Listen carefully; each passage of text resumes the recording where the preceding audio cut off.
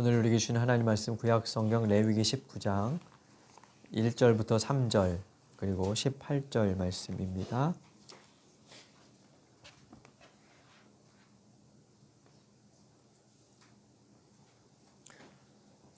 우리 함께 읽겠습니다. 19장 1절부터 3절 먼저 같이 읽습니다. 주님께서 모세에게 말씀하셨다. 이스라엘 자손 온 회중에게 말하여라. 너희는 그들에게 이렇게 일러라. 너희의 하나님인 나 주가 거룩하니 너희도 거룩해야 한다. 너희는 저마다 어머니와 아버지를 공경하여라. 너희는 또 내가 명한 여러 안식일을 다 지켜라. 내가 주 너희의 하나님이다. 18절 읽겠습니다. 한 백성끼리 앙심을 품거나 원수 갚는 일이 없도록 하여라. 다만 너의 이웃을 내 몸처럼 사랑하여라. 나는 주다. 아멘. 지난주에 우리는 출애굽기 19장부터 40장까지에 나오는 시내산에서 있었던 두 가지 일 중에 두 번째 이야기에 대해서 봤죠. 성막 설계와 공사에 대해서 우리 살펴봤습니다. 하나님은 이스라엘 백성들에게 내가 머물 성막을 지으라고 하시면서 너희에게 내가 가겠다라고 말씀하셨습니다. 근데 생각해 보면 거룩하고 높으신 하나님께서 초라하고 작은 공간에 이스라엘과 함께 살러 오시겠다는 그 말씀은 행복한 일이기도 하지만 위험한 일이기도 했어요. 왜냐하면 거룩한 하나님께 부정한 인간이 가까이 가면 죽을 수밖에 없었기 때문이죠. 그래서 이사야 6장에 보면 이사야가 성전에서 하나님의 영광을 본 후에 이제 내가 죽게 되었구나 하면서 탄식하는 그런 모습을 볼 수 있죠. 그래서 그것은 복과 위험이 동시에 존재하는 그런 사건이라고 할 수 있어요. 그 일이 복이 되게 하려면 하나님께 나아가 그분과 함께 사는 길, 그 방법을 배울 필요가 있었는데요. 레위기를 통해서 우리에게 주시는 것은 그와 같은 내용이라고 할 수 있습니다. 사실 하나님께서 이스라엘 백성들과 이제 언약을 맺으시고 그들에게 내려오셔서 함께 거주하실 이유는 별로 없었어요. 예를 들면 이런 거예요. 우리 집에 도저히 이 사람이 방문하리라 상상하지 않았던 좀 높은 신분의 사람이 오면 우리가 이렇게 굉장히 당황스럽고 황송하기도 하면서 당황스럽죠. 그래서 이런 누추한 곳에까지 오십니까? 이렇게 말을 하는데 그와 같은 것을 지금 얘기하는 거죠. 그래서 공존하는 길이 필요해요. 하나님 편에서 생각해 보면 그렇게 해서라도 하나님은 이스라엘과 함께 하시고 싶으셨다고 볼 수 있습니다. 그 방법에 대해서 그 길에 대해서 알려주는 레위기를 한번 살펴보겠습니다. 레위기는 하나님과 함께 사는 길을 알려주신 책이라고 할 수 있고요. 히브리어 제목은 창세기와 출애굽기처럼 히브리어 성서 첫 제목에서 따왔습니다. 와이크라라는 말인데요. 이 단어는 그리고 그가 불렀다라는 의미입니다. 레위기의 첫 1장 1절을 보면 주님께서 모세를 회막에서 부르셨다 이렇게 되어 있는데 그리고 주님께서 회막에서 모세를 불렀다 이제 이런 거죠. 여기 그리고라고 시작되죠. 그래서 이 그리고라는 단어의 접속사에서 알 수 있는 것은 이 책이 출애굽기와 연속되는 책이라는 것을 이제 보여줘요. 참고로 레위기 마지막 절을 보면 이 말씀은 하나님께서 시내산에서 모세에게 주신 것이다 이렇게 하면서 시내산에 머물렀던 때에 그 같은 공간 안에서 이루어진 것이라는 것을 이제 알 수 있게 해줍니다. 반면에 헬라어 번역 성경인 70인역본 성경에 보면 레위티콘 혹은 류이티콘이라고 발음하는 헬라어를 사용했는데요. 레위 지파에 관한 이런 뜻이라고 그래요. 근데 레위기를 읽어보면 제사에 관한 내용들이 많죠. 그래서 그 제사에 관련된 제사장 혹은 제사장 가문이 속한 레위 지파에 연관된 이야기라고 생각해서 이제 레위티콘이라는 제목을 붙였고, 이걸 우리가 한글에서 레위기로 그렇게 이제 제목을 단 건데, 이 제목은 이제 뭔가를 분명히 보여주기도 하지만 사실 또 단점도 있죠. 성경은 이 레위기를 읽어보면 이스라엘 전체에 해당되는 내용이 더 많거든요.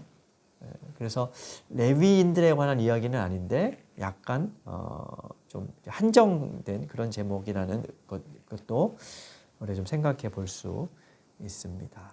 자, 레위기는 출애굽기와 연속되는 이야기이기 때문에 출애굽기를 배경으로 우리가 레위기의 내용을 잠깐 요약해 볼 수 있을 것 같아요. 출애굽기에 보면 하나님께서 바로에게 모세를 보내셔서 이스라엘 백성을 내보내라면서 그들이 나를 섬길 것이다, 그들이 나를 예배할 것이다 하는 말씀을 반복하시죠. 5장 1절, 7장 16절, 10장 3절 등에서 연거푸 말씀하시고요. 그리고 그들을 출애굽시키신 후에 시내산에서는 언약을 맺으시면서 이렇게 말씀하세요. 너희는 내가 선택한 백성이 되고 나를 섬기는 나라가 되며 나를 섬기는 제사장 나라가 되며 거룩한 백성이 될 것이다 라는 말씀을 하십니다. 이 말씀은 이스라엘이 더 이상 세상 질서를 상징하는 바로나 애굽의 통치 체제, 어떤 그들의 가치를 따르거나 섬기지 않고 이스라엘을 구원하신 그리고 자유를 주신 하나님을 섬기는 그런 나라와 백성이 되는 것을 목적으로 출애굽시키셨다는 것을 알 수 있어요. 섬긴다, 예배한다는 말은 단순히 우리가 주일에 드리는 그런 예배를 넘어서서 하나님을 기쁘게 하고 또 하나님을 높이는 제의, 또 삶을 포괄하는 그런 것이라고 할 수 있고요. 그것을 위해서, 또 그런 삶을 위해서 하나님께서 주신 것이 레위기의 내용이에요. 그래서 레위기는 거룩한 제사장, 거룩한 민족으로 살며 하나님을 섬기기 위한 제사, 그리고 생활 규범을 가르쳐주는 책이라고 할 수 있어요. 하나님께 나아가기 위해서 성막 제사를 어떻게 드려야 하는지, 그리고 하나님과 동행하기 위해서 일상에서 어떻게 살아야 하는지를 가르쳐주는 책이라는 것이죠. 이것을 위해서 하나님은 제사장을 비롯한 모든 백성에게 레위기에서 거룩함을 많이 요청하고 계시는 것을 우리가 볼 수 있어요. 그래서 레위기에 나오는 핵심 구절로 레위기의 주제를 살펴보면 거룩함에 대한 요청이라고 할 수 있습니다. 많이 들어보신 말씀이죠. 우리가 읽은 구절에도 나왔습니다만 내가 거룩하니 너희도 거룩하라 하는 말씀은 레위기에 한 단락이 끝날 때마다 이렇게 좀 반복해서 여러 번 등장합니다. 성경을 읽으실 때 이렇게 반복되는 거, 반복되는 표현들을 좀 이렇게 눈여겨볼 필요가 있어요. 그러니까 그게 이제 중요하다는 뜻이죠. 그래서 레위기에서는 전체적으로 이 구절이 중요합니다. 거룩함을 그만큼 요청하시는 것인데요.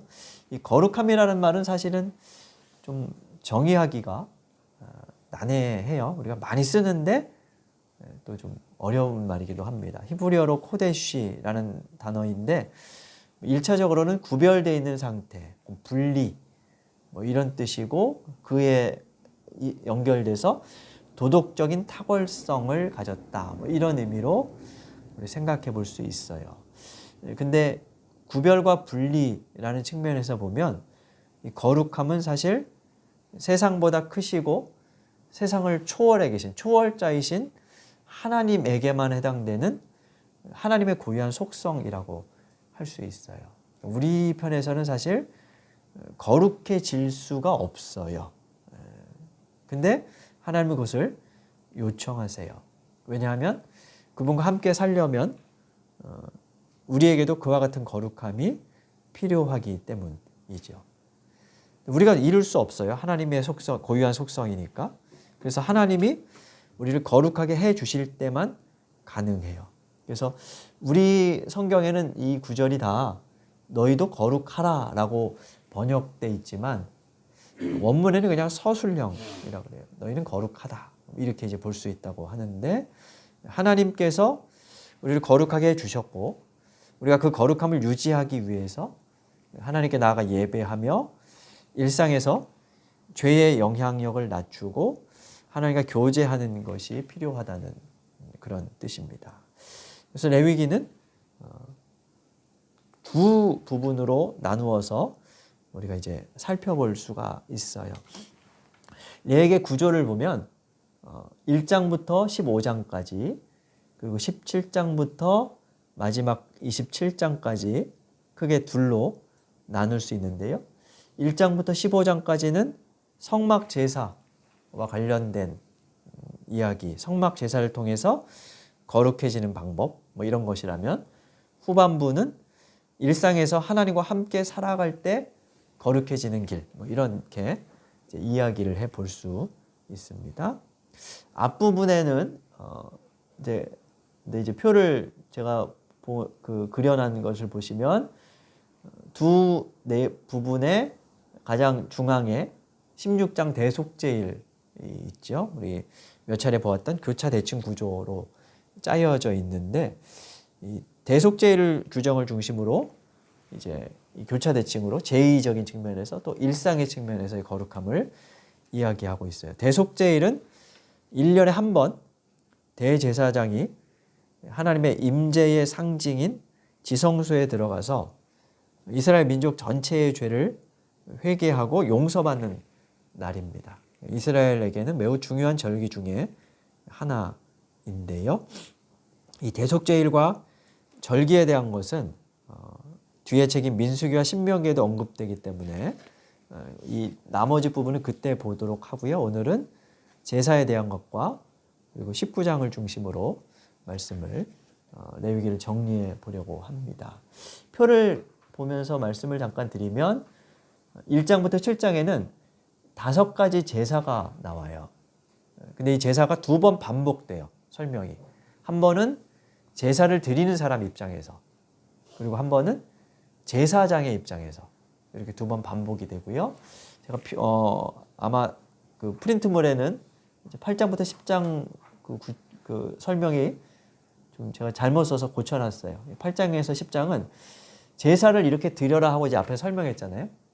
그 다음에 필요한 건 뭐냐면 제사장이죠. 그래서 제사장을 위임하는 그 방법과 과정이 8장부터 10장까지 나와요. 그리고 첫 번째 대제사장인 아론과 그의 아들들을 제사장으로 세우고 첫 제사를 드리는 장면이 8장부터 10장에 나오고요. 11장부터 15장에는 제의적인 측면에서 정결과 부정. 그러니까 이런 사람은 제의에 참가해도 되고 이런 사람은 제의에 참가하면 안 된다. 뭐 이런 것을 나누는데 여기에 나오는 내용들이 음식법, 출산에 관한 법은 악성 피부병에 관한 규정들이에요. 그러니까 이런 것들은 뭐 그 어떤 윤리적인 범죄라고 할 수 없죠. 출산한 게 윤리적인 범죄는 아니잖아요. 근데 남자를 아이를 낳으면 며칠간, 여자 아이를 낳으면 며칠간 그 여자는 제의에 참여하면 안 된다. 뭐 이런 규정들이 나오고 뭐 음식 같은 거는 뭐 소는 먹어도 되지만 돼지는 먹으면 안 되고 이런 규정들. 그래서 명확하게 왜 그렇게 나누는지는 사실 지금 논란이 많아요. 그냥 뭐 장어는 먹으면 안 되고 비늘이 있는 물고기 먹어도 되고 뭐 이런 식으로 이렇게 나눠져 있는데 명확치는 않습니다. 어쨌든 그 당시 어떤 문화를 배경으로 한 것 같아요. 그리고 피부병 같은 경우도 윤리적인 죄는 아니죠. 근데 아마 이 전염성의 문제 때문에 집단적으로 모이는 제의에 참여하지 못하도록 뭐 그렇게 했던 것 같아요. 그리고 뒤에 부분은 일상의 정결함, 그래서 성생활이나 이웃사랑에 관련된 내용들을 다루고 있습니다. 그래서 교차 대칭으로 이야기되고 있고 마지막 27장은 부록으로 이제 설명되어 있는 것을 볼 수 있고요. 자, 그러면 앞부분에 나오는 5가지 제사에 대해서 간단하게 한번 보겠습니다. 1장부터 7장에는 5가지 제사가 나오는데 먼저 3가지 번제, 소제, 그리고 화목제라는 명칭의 제사들은 자원하는 제사예요. 그러니까 의무로 드리는 게 아니고 그냥 내가 원하면 드린다는 특징이 공통적으로 있고요. 번제는 태운다, 버닝 뭐 이런 의미인데 가죽을 제거하고 전부를 태워요. 그리고 짐승의 수컷을 드리도록 되어 있고요. 근데 숫소, 숫양, 숫염소나 비둘기 등을 드리는데 이 제물을 어떻게 정하느냐? 드리는 사람의 재산 정도에 따라 제물에 차등을 두어요. 그러니까 뭐 돈이 많은 사람은 숫소를 드리고 그렇지 못한 사람은 비둘기를 드리고 뭐 이렇게 한다는 거죠. 전부를 태운다는 측면에서 이 번제는 온전한 헌신의 의미가 담겨 있고 헌신은 일률적이지 않다는 의미가 있죠. 그러니까 차등이 있다는 것은 형편에 따라 다르다는 것은 그 헌신은 개개인의 어떤 처지 또 뭐 이런 것에 따라서 다르다는 거예요. 그래서 일률적으로 그것을 평가할 수 없다는 것을 볼 수 있고요. 그 다음에 두 번째 소제는 5가지 제사 중에 유일하게 곡물로 드리는 그런 제사이고요. 밀가루나 뭐 볶은 곡식을 드리고요. 이렇게 뭉쳐가지고 뭐 부치거나 뭐 굽거나 이래서 이제 하나님께 태워서 드리고 이때 반드시 들어가는 건 소금이에요. 성경의 소금은 언약 혹은 변치 않는 것의 상징물이라 이 하나님께 드리는 것이 변치 말아야 한다 하는 의미가 담겨 있고 반면에 누룩은 넣지 않죠. 누룩은 빵을 부풀게 할 때 쓰는 이제 것인데 변질시키는 가지고 그런 변질 혹은 부풀림이 없이 그냥 드려야 한다는 측면에서 누룩은 넣지 않고요.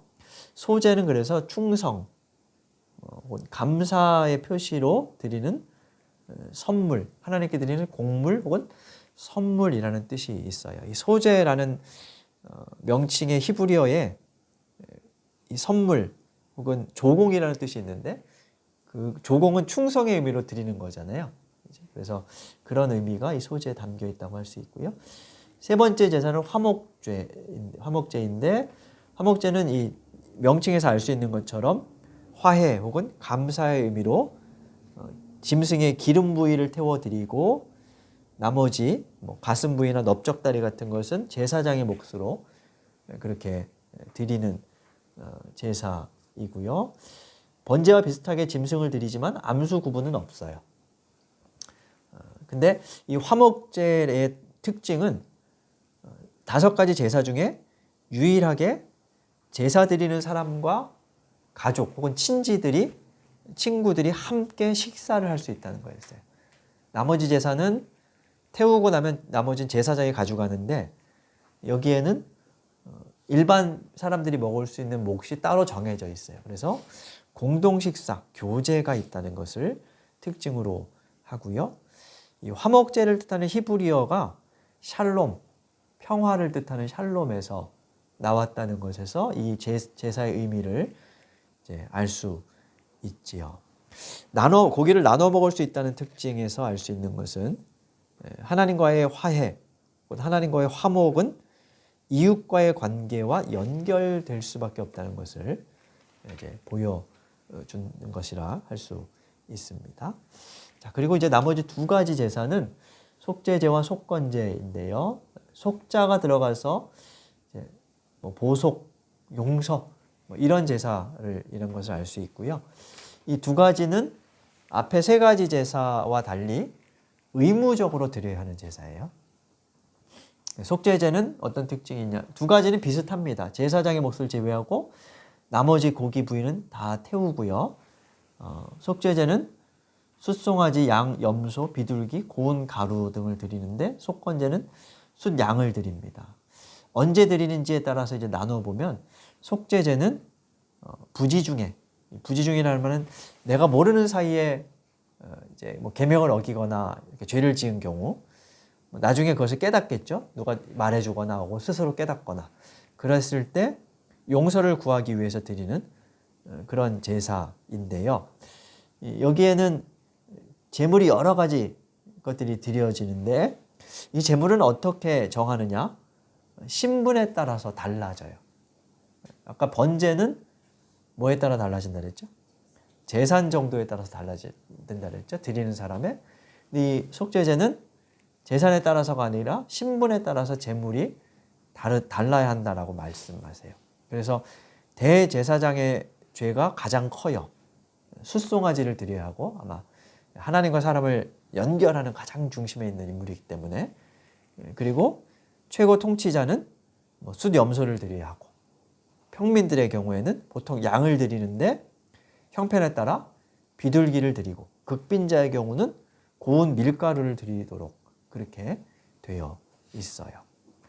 죄인이라고 해서 천편일률적으로 무언가를 드리고 하나님이 용서하신다는 것이 아니라 그의 형편, 처지를 고려한다는 것은 하나님의 용서가 일률적이지 않다는 것을 보여주죠. 우리 법에도 보면 재판할 때 정상 참작 이런 것이 있는 것처럼 그런 것을 여기서 알 수 있죠. 속건제는 속죄제와 비슷한데 드리는 때가 달라요.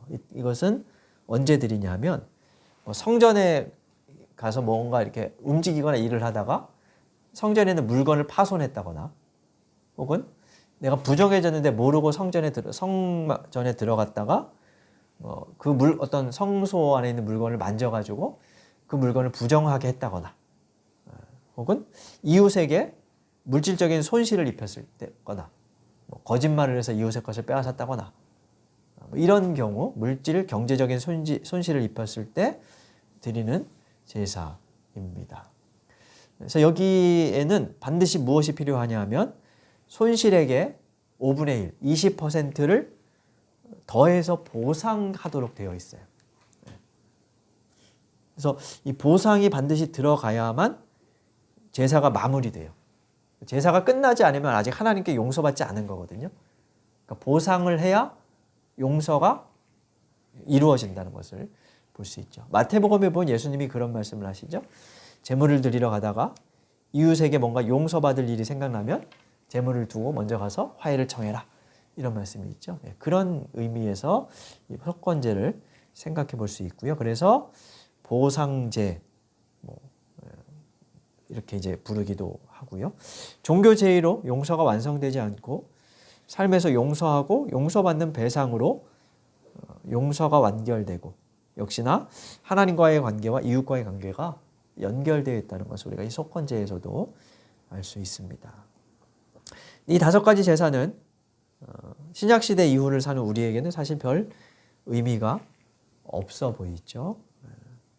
그래서 제사가 폐기되었다라고 이야기하기도 하는데, 제사를 예배의 측면으로 생각해 보면 사실 예배드리는 형식이 바뀐 것이지 제사 자체가 폐기되었다고는 보기 어려워요. 그렇죠?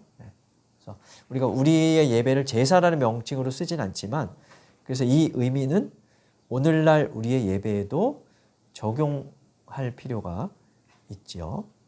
1차적으로 예배는 하나님께 무엇을 받기 위해 드리는 것이 아니라 하나님께 받은 것에 대한 감사, 그리고 헌신의 표시로 드리는 것이라는 것 사실을 우리가 이 제사 이야기에서 알 수 있어요. 그에 비추어 생각해 보면 오늘날 우리의 예배는 무엇을 받기 위한 도구로 생각되는 측면이 좀 많은 것 같아요. 그래서 좋은 예배는 어떤 예배라고 생각하냐 하면 뭔가 감동과 은혜가 있는, 내가 뭘 받아야 이게 좋은 예배인 거. 감동이 없고 은혜 받지 못하면 좋은 예배가 아니라고 생각을 하는 거죠. 그래서 목회자들은 각종 이벤트나 특별 순서를 만들어서 감동을 자아내려고 하는 일들도 있죠. 때론 그런 것이 필요할 수도 있겠지만 기억해야 할 것은 정말 좋은 예배는 나 자신을 제물에게 안수하여 그 제물과 동일시된 나를 이스라엘 사람들이 하나님께 태워드렸던 것처럼 나 자신을 하나님께 드리는 예배, 그게 진짜 좋은 예배라는 것을 우리가 기억할 필요가 있습니다. 아울러서 화목제나 속건제에서 보는 것처럼 예배에는 이웃과의 관계가 포함되어 있다는 것, 그래서 삶으로 연장될 때 온전해진다는 것을 알 수 있습니다. 이것은 레위기의 후반부에서 일상의 거룩함을 다루는 내용이 큰 비중을 차지한다는 점에서도 우리가 확인해 볼 수 있는데요. 레위기의 둘째 부분인 17장에서 27장은 일상에서 하나님과 동행하는 길을 알려준다고 말씀을 드렸습니다. 이 부분을 오늘은 19장을 중심으로 한번 살펴보려고 합니다. 19장을 이제 펼쳐보시고 몇 군데 한번 읽어보겠습니다. 아까 읽으신 말씀 19장 2절에 보면 모세에게 하나님이 이 말씀을 이스라엘 온 회중에게 일러라 이렇게 하시죠. 그래서 이건 이제 참고사항인데요. 레위기를 읽다 보면 이스라엘 자손 온 회중에게 말해라 이런 대목이 나오고 때로는 아론과 그의 아들들에게 말해라 이런 대목이 나와요. 그러니까 아론과 아들들에게 말하라는 것은 제사장에게 한정된 것이라는 거고 또 온 자손에게 말하라는 것은 이스라엘 모두에게 해당되는 것이라는 사실을 이제 알 수 있죠.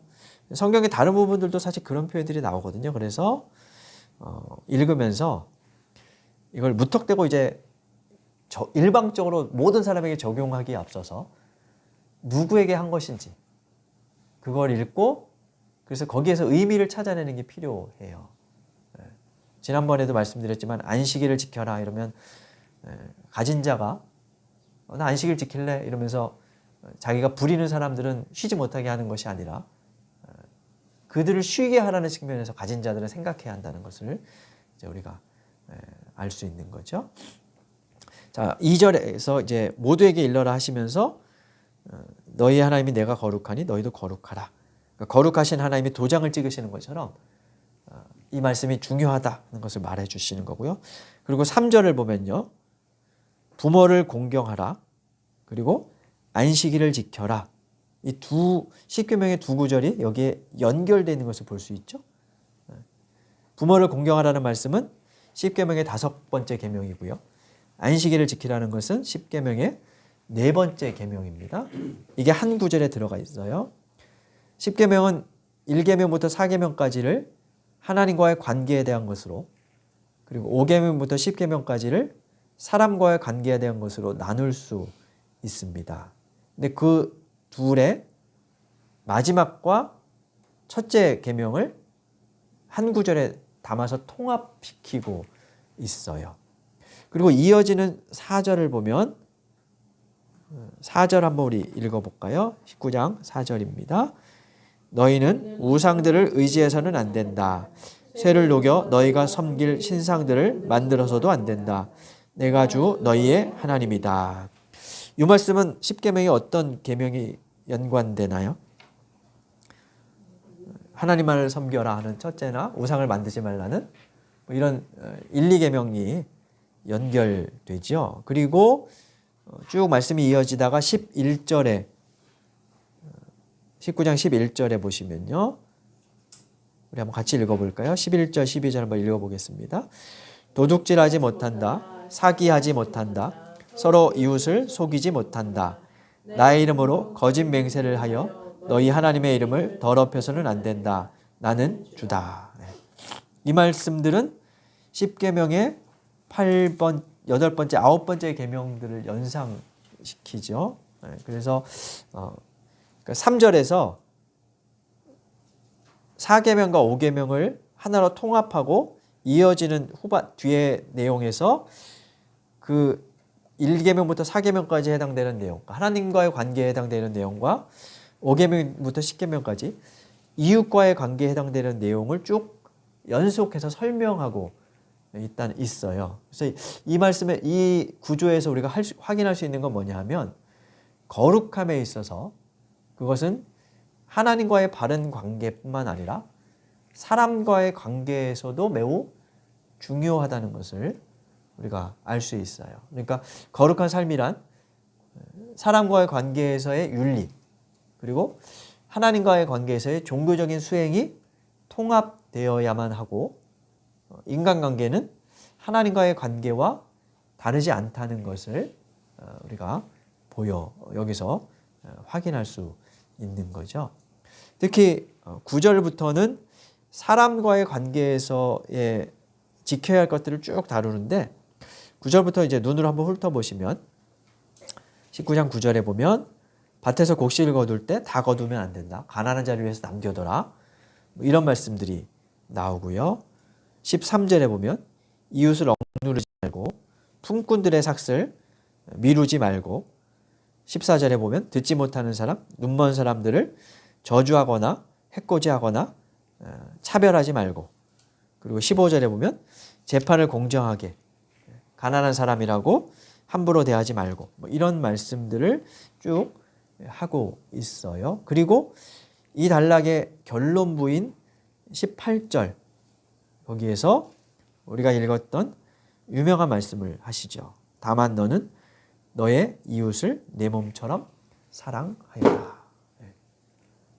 이렇게 이 부분을 이제 요약하고 계세요. 단락을 매듭 지으면서 그 중요성을 드러내기 위해서 나는 주다라고 표현하시죠.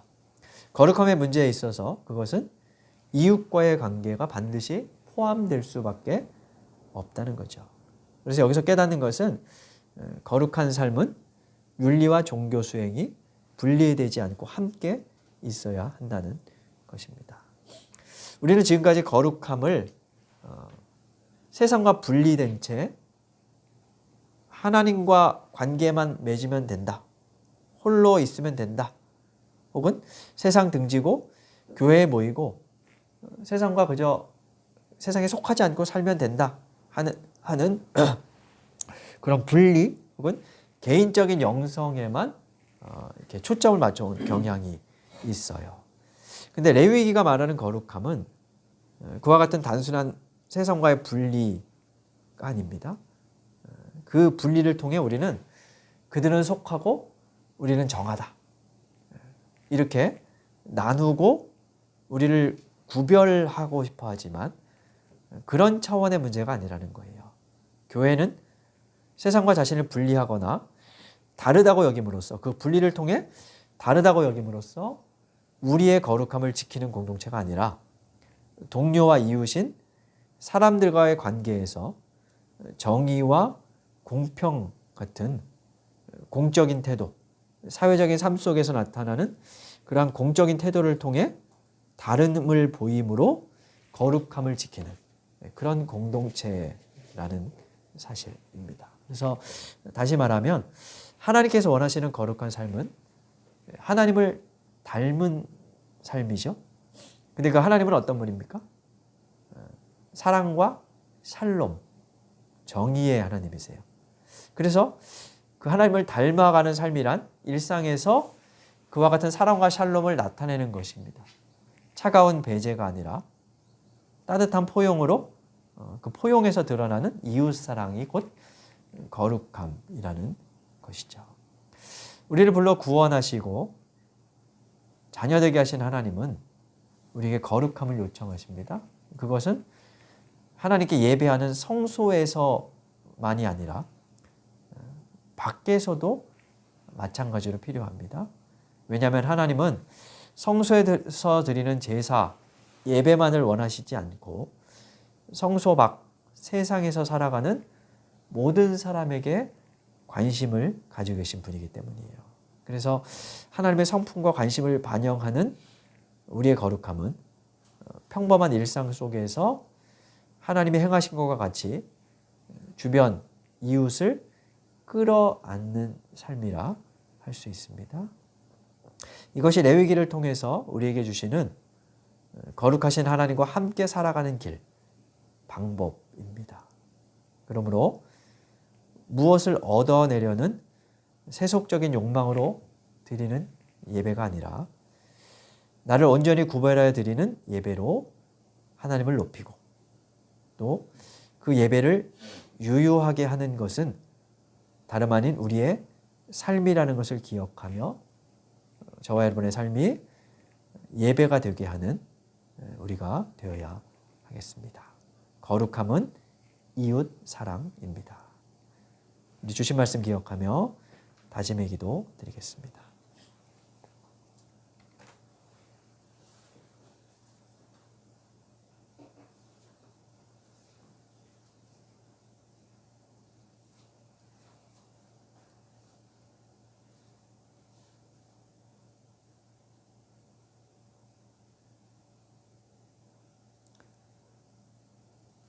거룩하셔서 자녀인 우리에게도 거룩함을 원하시는 하나님, 저희가 무엇을 받아내려는 세속화된 예배가 아닌 나를 온전히 드리는 거룩한 예배로 하나님께 영광 돌리게 하시고 분리와 배제와 차별이 아닌 포용과 얼싸안음으로 일상의 거룩함을 이뤄가게 하여 주옵소서. 예수님 이름으로 기도드립니다. 아멘.